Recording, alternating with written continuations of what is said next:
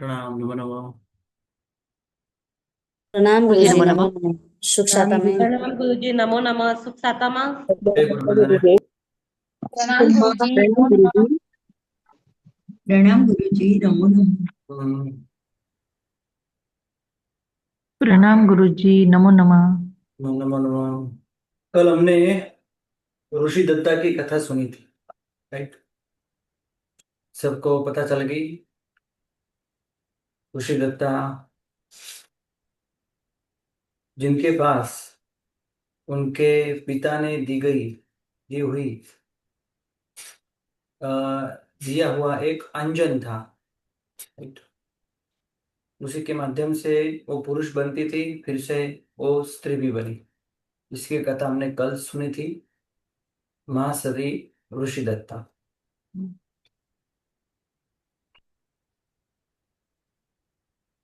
और जो रुक्मिणी राजकुमारी थी, तो सुक्या के साथ भी उन्होंने अच्छा व्यवहार किया।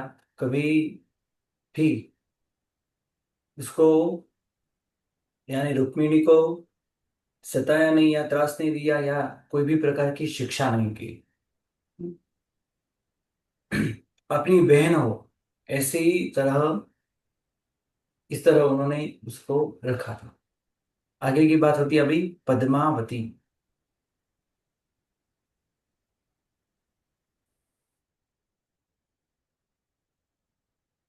आगम के अंदर ऐसे 13 पद्मावती की बात होती है, आती है अलग अलग।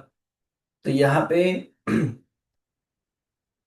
पद्मावती यानी चेरा राजा की पुत्री। इसके पहले भी हमने चेरा राजा की कन्या की पुत्री की हमने बात की थी। पद्मावती, ज्येष्ठा, चल्लना, सुज्येष्ठा आदि ये सब चेरा राजा की ही पुत्री है। चेरा राजा की 7 पुत्री में से एक पुत्री है पद्मावती। और भरेश्वर सूत्र के अंदर यह 7 चेरा राजा की पुत्री के भी नाम दिए गए हैं, जो हम आगे भी देखेंगे।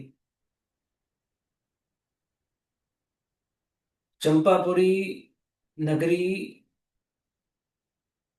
के दधिवाहन राजा और उनकी उनकी पत्नी सगर्भा, ऐसी पद्मावती।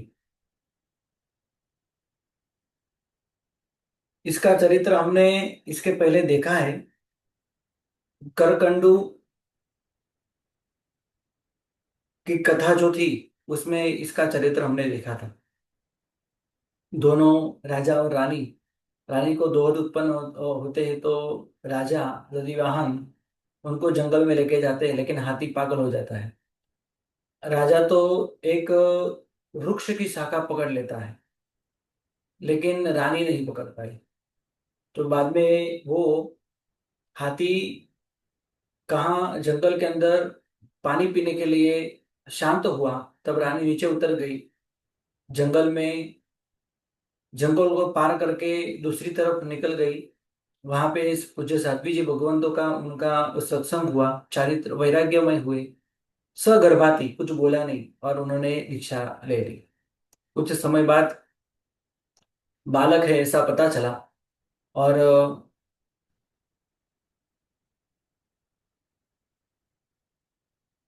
बालक का जन्म भी हुआ। जन्म होने के बाद माता ने बालक को स्मशान में रख दिया, और वहां पे जो चांडाल था उसके घर में रह के वो बड़ा हुआ। और बाद में अंतिम चरण में वो राजा भी बनता है। प्रत्येक बुद्ध करकंडू बनता है, केवल ज्ञान की प्राप्ति करके मोक्ष में जाता है। ऐसे पद्मावती जो चेरा राजा की पुत्री थी, दधिवाहन राजा राजा की धर्मपत्नी थी। शिव का अच्छी तरह से पालन किया था, विघ्न भी सहन किए थे। इसलिए यहाँ पे पद्मावती को भी याद किया जाता है। वो करकंडू जब पिता के साथ युद्ध करने के लिए आया, तब माता ने ये दोनों को शांत किया, कहा कि आपके पिताश्री है। दोनों को प्रतिबोध भी किया।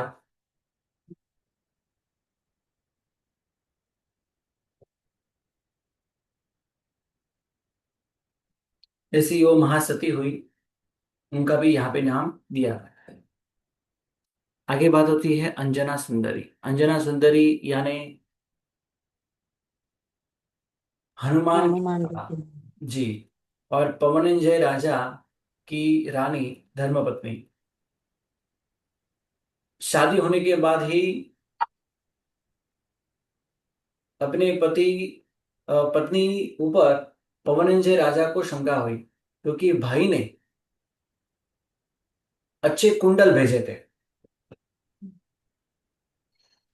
और वो कुंडल देख के अंजना सुंदरी बहुत हर्षित हुई, आनंदित हुई, और आनंद से नाम लेके ये आभूषण पहनने लगी।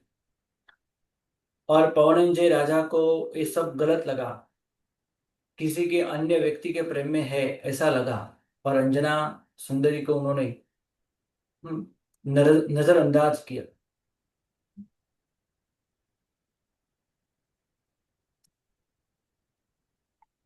और 22 वर्ष तक 22 वर्ष तक पवनंजय राजा से उनका मिलन नहीं हुआ। एक बार हुआ, चक्रवर्ती जैसा महान सम्राट राजा अपने पत्नी के साथ था। ये दोनों की क्रीड़ा देख के पवनंजय राजा को अंजना सुंदर की याद आई, और वो पीछे का सब कुछ भूल के आकाशगामी विद्या से वो घर में आया।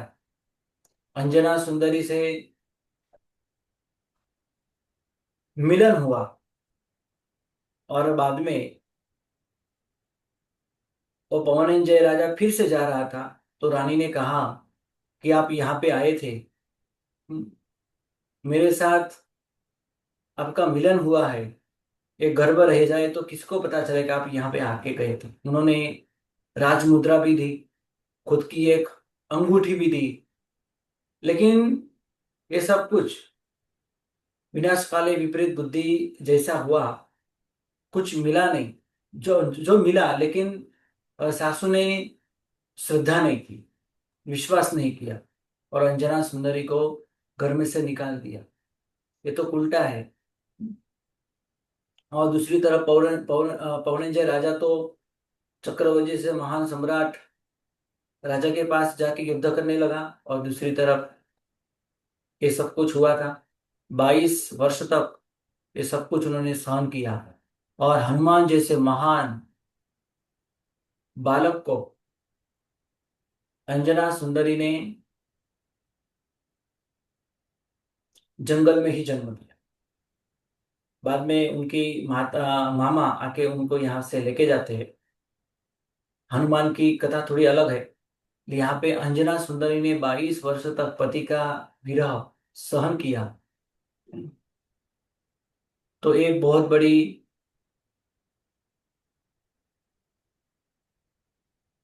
बात है कि 22 साल तक सतीत्व का उन्होंने पालन किया, कभी अन्य पुरुष को मन से भी नहीं चाहा। ऐसी अंजना सुंदरी। बोलो, किसी को प्रश्न? हाँ जी, हाँ, भाविका बहन बोलो। हाँ, गुरु जी, अभी आपने पद्मावती की आप आगे स्टोरी बोला, हाँ तो हाँ। उसमें वो गर्भवती थी और दीक्षा ले रही है, तो चलो उनको गुरु जंगल में ऐसे भटकते हुए गुरु मिल गए और उनको संयम के प्रति राग हो गया, तो उन्होंने संयम तो ले लिया, लेकिन वो अपने बच्चे को ऐसे कहीं ऐसे छोड़ दिया ऐसी जगह, तो उससे तो अच्छा वो अपने वो राजा को ही बुला के उनको सौंप दी थी तो। लेकिन उस समय ऐसा था नहीं, है ना। उस समय वो ऐसा था नहीं, अपने राजा को वापिस वो दे, क्योंकि वो समय ऐसा था, और सिचुएशन भी ऐसी थी कि राजा को या किसी को ये बात कहनी थोड़ी मुश्किल थी। हम्म, अच्छा, लेकिन राजा को क्योंकि तो बाद में क्योंकि मालूम था हाँ, ना कि दधिवाहन नहीं, उनकी क्योंकि पत्नी दधिवाहन गर्भवती का थी। नहीं, क्योंकि दधिवाहन राजा का राज्य भी जाने वाला था, है ना। अच्छा। दधिवाहन राजा खुद भाग गया था, धारिणी को छोड़ के, चंदनमाला को छोड़ के। और अच्छा। दूसरी तरफ जो पद्मावती थी, उसको भी ये पता चला था ये सब भाग गया है, मतलब मेरे राजा भाग गए हैं, नगर में कोई है नहीं। और दूसरी बात कि कोई साध्वी जी भगवान को ऐसे इस तरह गर्भ रह जाए तो ये बात कभी प्रकट नहीं करते। ये बात है ना, गुप्त रहती है। कभी किसी अच्छा। को कुछ भी हो, ये पता नहीं चलने नहीं देते, उनका एक आचार है। हम्म, अच्छा। आगे भी बात आपको सुज्येष्ठा की बात आएगी, है ना।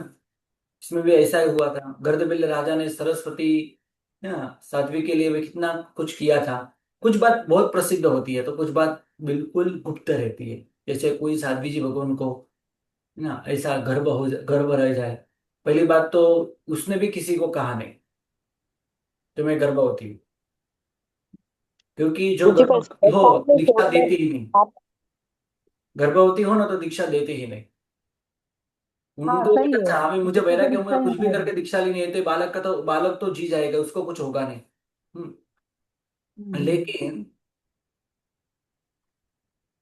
मैं जो कहूंगी, उसके मन के अंदर था, मैं जो कह दूंगी कि मुझे दीक्षा नहीं, मुझे गुरु भगवान कभी दीक्षा नहीं देंगे, मुझे दीक्षा तो लेनी ही, ऐसा करके उन्होंने किसी ने कहा नहीं। लेकिन दीक्षा दे होने के बाद ऐसा जो बाद में पता चले तो गुप्त रीत से, हाँ गुप्त रीत से उसका पालन पोषण होता है, लेकिन कभी किसी को कहा नहीं जाता, है ना। बालक का जन्म होने के बाद भी किसी को नहीं कहते, राइट। तो एक तरह से तो ये पद्मावती ने कपट भी तो किया ना अपने गुरु के साथ। हाँ, तो बाद में उन्होंने एक प्रायश्चित भी किया ना, बाद में अच्छा। प्रायश्चित भी ओके। किया। हाँ। पर गुरुजी, एक जन्मे बालक को इस तरह छोड़ देना भी तो गलत ही है ना। हाँ, ये भी गलत है, लेकिन देखो इसमें कैसा है, जो साध्वी साध्वी लोगों का ये आचार है, किसी को दे नहीं सकते हो, है ना, किसी को वो दे नहीं सकते। देगे तो करावन का पाप लगेगा। करण करावन अनुमोदन, इसका पाप लगता है। मतलब किसी को दे के पालन करवा भी नहीं सकते, वो अलग, और वो गुरु बात अलग जी। है ना, वो बात अलग है कि कोई आचार्य भगवान कहे कोई कैसे भी करके इसका पालन करवाओ, तो वो बात अलग है। अभी वो उस तरह की सिचुएशन ऐसी थी, है ना, उस समय वो समय ऐसा था, ऐसे जी भी गुरुजी, करते। वहाँ का उस वक्त का सिचुएशन भी हमको नहीं पता ना, कि मतलब कैसे कहे साध्वी और गर्भवती है, तो वो जी भी तो जी एक सिचुएशन रही होगी। जी जी तो किसी को भी पता ना चले, वैसा हुआ होगा। शासन की भी तो रक्षा करनी पड़ती है, वैसी भी सोच हो सकती है। जी हम जी। तो ये सोच पंचेती लेते रीति हैं, भी तो हाँ पॉजिटिव भी सोच सकते हैं। हाँ, पर हम तो पंचेती पॉजिटिव रीति भी सोच लेंगे, तो लेकिन सोचने वाले सब अजैन भी सोचने, मतलब उनके मन के अंदर भी अच्छे विचार आने चाहिए ना। नहीं तो क्या जी लगेगा। सही बात। हाँ सही है। हाँ, नहीं तो लगे कि किसको क्या, ये बालक आया कहाँ से, किससे आया। एक जन को बात पता जी चल जाएगी, सबको बात पता चल जाएगी। राजा को भी देना ये भी मुश्किल। हाँ। हाँ, राजा को भी ये बालक बराबर। देना ये भी मुश्किल था, और किसी को जी उसी बताना से छुपा। वो भी मुश्किल था। इसलिए स्मशान में जाके रख के छोड़ दिया। It- गुरु जी, अंजना सती की स्टोरी भी मतलब थोड़ा सा डिफरेंट आया, कि कहीं कहीं मैंने ऐसे पढ़ा था कि जब शादी हो रही थी तो उसी वक्त अपनी सहेलियों के साथ हंसी मजाक करते हुए कुछ ऐसी टॉपिक पे बात कर ली कि मतलब जो उन्होंने पवन जय ने सुना तो उनको बुरा लग गया, तो उन्होंने प्रथम रात्रि से उनको देखा ही नहीं, क्रोध में चले गए युद्ध पर, और फिर बीच में आए, फिर उनको जब ध्यान आया तो जी जी, अभी वो मतलब भी अलग सच, लग हाँ रहा है वो भी बात बात है। आती है, नहीं। नहीं, ऐसी स्टोरी हाँ, नहीं है उनमें। उनके चरित्र के अंदर ऐसी भी बात आती है। लेकिन शादी तो हो गई, है ना। लेकिन जी बहुत जल्दी ऐसा हो गया, है ना, कि उनको ये, है ना, अ, विश्वास तब हुआ जब गहने उनको मिले, उनके भाई ने उनको भेजे थे। बार बार उनका क्योंकि भाई भाई का ने नाम तो लेना, समाप्ति का था ना।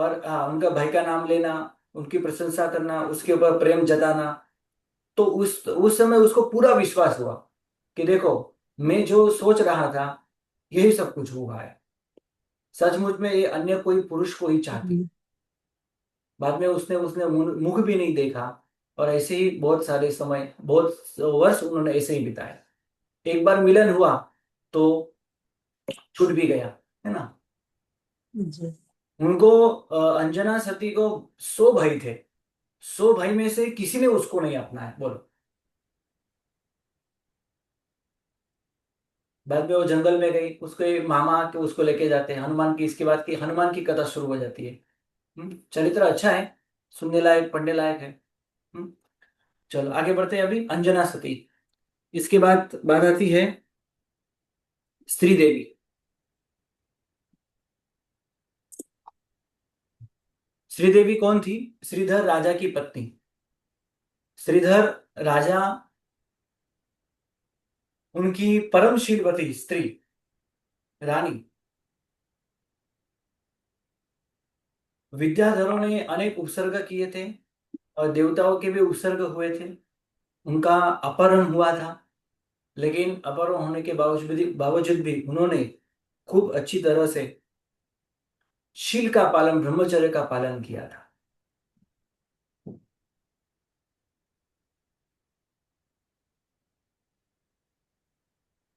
पर्वत जैसे निश्चल, अचल रहे और चारित्र का उन्होंने अंतिम समय पालन भी किया, दीक्षा भी ली और स्वर्ग में गए। वहां से च्यवन होके वो अवश्य मोक्ष में जाएंगे। उनका इतना चरित्र प्रसिद्ध नहीं है, लेकिन श्रीदेवी हम्म, श्रीधर राजा की पत्नी और परम शीलवान। विद्याधरों ने अनेक बार उनका अपहरण किया, देवताओं ने भी किया। इस सब में उन्होंने अपना शील, ब्रह्मचर्य सुरक्षित रखा। अंत में चारित्र लेके स्वर्ग में गए, अभी मोक्ष में जाएंगे। ज्येष्ठा, ये भी चेड़ा राजा की पुत्री थी और महावीर प्रभु के बड़े भाई नंदीवर्धन राजा के, वो रानी बनी थी, धर्मपत्नी बनी थी। और प्रभु जब केवल ज्ञान को पा गए, तब उन्होंने उनके पास 12 व्रत स्वीकारे थे और उनके शील क्या, 12 व्रत का स्वीकार किया था। और उनके ऐसे 12 व्रतों का पालन, ब्रह्मचर्य का पालन देख के इंद्र महाराजा भी प्रशंसा करते थे। और ऐसी इंद्र महाराजा की प्रशंसा देख के देवता भी उनकी आकी कसौटी करते थे, उनकी परीक्षा करते थे। लेकिन अनिषुद्ध ब्रह्मचर्य का पालन करते हुए महासती बनी, अंत में दीक्षा भी ली, सर्वकर्मों का क्षय भी किया और मोक्ष में भी गई। पद्मावती, इसके बाद है ज्येष्ठा। इसके बाद भारत आती है सुज्येष्ठा। ये भी चेड़ा राजा की पुत्री थी और सैनिक राजा के प्रेम में गिरी हुई थी। सैनिक राजा को मन से चाहती थी। चेड़ा राजा के पास उन्होंने सुज्येष्ठा का हाथ भी मांगा था, लेकिन चेड़ा राजा ने कुछ किया नहीं। अंत में उन्होंने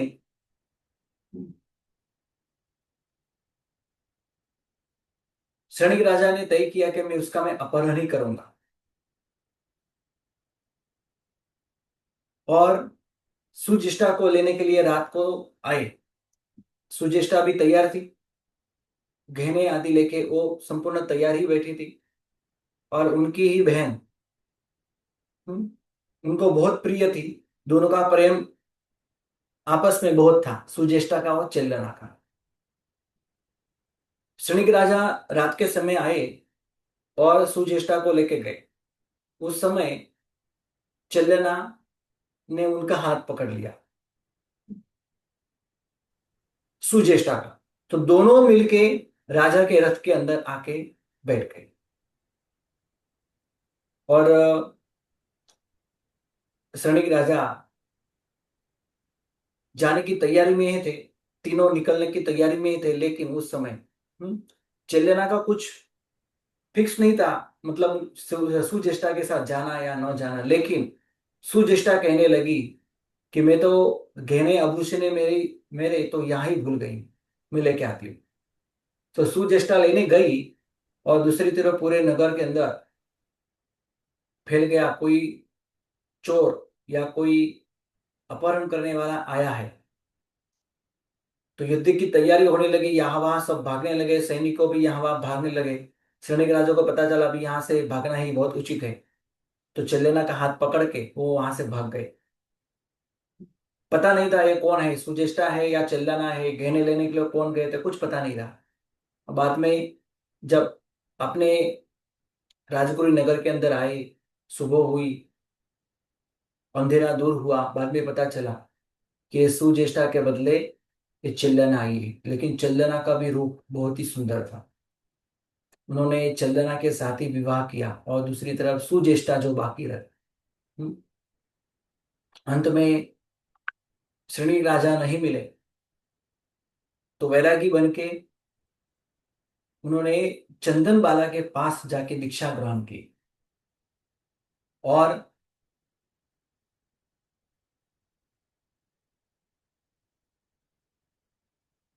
सुजेष्टा के साथ कुछ गलत हुआ। एक बार ऐसे ही उपास रह के कोई शैयातर के घर वो वहां थे, उनकी छत के ऊपर जाके उन्होंने आतापना ग्रहण की, सूर्य के धूप को ग्रहण करते हुए तपश्चर्या करने लगे, कौसत में खड़े रहे। तब कोई विद्याधर ये सुजिष्टा का रूप देख के मोहित हुआ और उन्होंने भ्रमर का रूप लिया। अपने विद्या से उन्होंने भ्रमर का रूप लिया और सुजिष्टा के योनि में प्रवेश करके उन्होंने अपना वीर्य रख दिया, डाल दिया। और वहां से विद्याधर तो भाग गया, लेकिन उसके प्रभाव से, वीर्य के प्रभाव से सुजिष्टा को गर्भ रहा और बाद में पता चला कि गर्भ आया है। हम्म, लेकिन ज्ञानी भगवान के पास से पता चला ये तो सुचेष्टा जो है परम शीलवान है, किसी ने कोई प्रकार उसका कोई दोष नहीं है, संपूर्ण शुद्ध है। और भगवान महावीर स्वामी ने भी कहा कि चीड़ा राजा की सात पुत्री परम शीलवान महासती है। शंका का तो निवारण हुआ, लेकिन अंत में बालक का जन्म भी हुआ जो सत्य की नाम से सुप्रसिद्ध हुआ, वो भी विद्याधर हुआ। ये सत्य की विद्याधर यानी दूसरा कोई नहीं, आज वो शंकर का जीव है। उन्होंने भी ऐसे ही, सुजेष्टा तो शीलवान थी, लेकिन वो विद्याधर जो था उन्होंने अनेक स्त्रियों के साथ पाप किया था। वैसे ही संस्कार सत्य की विद्याधर के अंदर भी आए थे और उन्होंने बहुत स्त्रियों के साथ गलत काम किए। लेकिन सत्य की विद्याधर अंत में परमात्मा की भक्ति करते हुए अनिकाचित तीर्थंकर नाम कर्म में उन्होंने बांध लिया। देखो, अनेक पुरुषों के स्त्रियों के साथ पाप करने वाला सत्य की विद्याधर, उन्होंने अनिकाचित ऐसे तीर्थंकर नाम कर्म का बंद किया। तीर्थंकर परमात्मा का आत्मा है, वो सत्य की ने बाद में अपना भव पूर्ण करके वो शंकर के योनि में गए। आज वो शंकर के योनि में यानी शंकर के देव स्वरूप उसकी पूजा होती है। उसकी भी एक अलग कथा है, कभी कहूंगा। सत्य की यानी शंकर वो तीर्थंकर परमात्मा का आत्मा है। अभी कैसे स्वरूप में है आपको सबको पता है, कैसे स्वरूप में उसकी पूजा एक है ना, वो भी आपको पता है। लेकिन अभी इसका विषय नहीं है। सुज्येष्ठा का विषय है। सुज्येष्ठा परम शीलवान थी और बाद में ये अंतिम भवी था और सर्व का कर्म का क्षय करके वो मोक्ष में गए। बोलो। देव है गुरुजी शंकर। सो हाँ, देव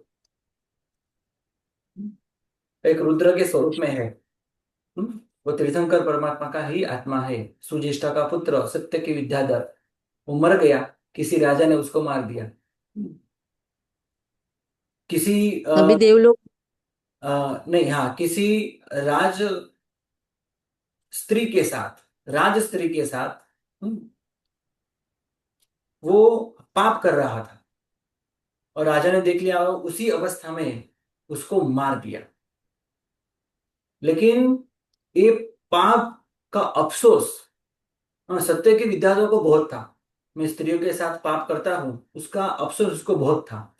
हम्म, कभी किसी को कह नहीं पाया, कभी किसी को बता नहीं पाया। अंत में कोई राजपुरुष राज स्त्री के साथ उस भोग सुख कर रहा था और उसी अवस्था में उसको मार दिया गया, राजा ने मार दिया। बाद में वो तो देव बना। अच्छी भावना थी, अंत में पश्चाताप की भावना थी, सम्यक दृष्टि था। मृत्यु तो हुई, देवलोक के अंदर उसका जन्म भी हुआ शंकर के रूप में। उन्होंने पूर्वभव देखा, पूरे नगर के अंदर उसकी बहुत उन्होंने उपद्रव किए। राजा ने दो हाथ जोड़ के विनती की और शंकर देव ने कहा, जिस स्वरूप ने जिस अवस्था में मुझे आपने मारा उसी अवस्था में आप मुझे पूजोगे, हर घर पूजोगे, पूरे नगर के अंदर मेरी इसी अवस्था में पूजा की जाएगी, तो ही मैं शांत होगा। और ऐसे ही हुआ। आज शंकर के पिंड को आप देखते हो कैसे दिखता है, दो पैर, और बीच में जो लिंग हो, और उसको बोला भी जाता है ना, शिवलिंग, है ना, उसी नाम से वो पूजित है। तो है तो त्रिशंकर परमात्मा का आत्मा। हाँ? तो यहाँ पे सुज्येष्ठा का यहाँ पे चरित्र हुआ, राइट। परम शीलवान थे, सर्व कर्म का क्षय करके मोक्ष में गई। आगे बात होती है मृगावती की। मृगावती भी है चेड़ा राजा की पुत्री। कल इसका हम अर्थ करेंगे, राइट। प्रणाम, नमो नमः। प्रणाम प्रणाम प्रणाम गुरुजी।